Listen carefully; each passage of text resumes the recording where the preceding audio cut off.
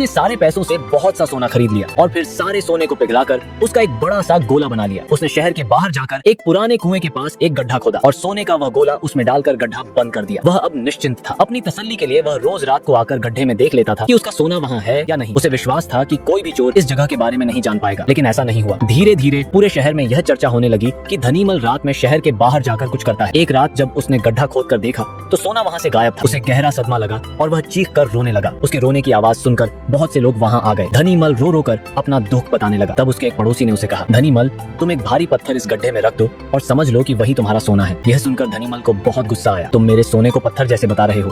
उसका पड़ोसी बोला, देखो धनीमल, वह सोना तुम कभी इस्तेमाल तो करते नहीं थे। एक पत्थर की तरह यहाँ उसे दबा कर रख दिया था, तो फिर यहाँ सोना हो या पत्थर क्या फर्क पड़ता है। बात तो ठीक ही थी। धनीमल ने बहुमूल्य सोने को पत्थर के समान मूल्यहीन बना दिया था। उसके बाद धनीमल ने मेहनत करके फिर पैसे कमाए, लेकिन अब वह कंजूस नहीं रहा था। अपने पैसे को वह अपने ऊपर और दूसरे लोगों की सहायता के लिए खर्च करता था।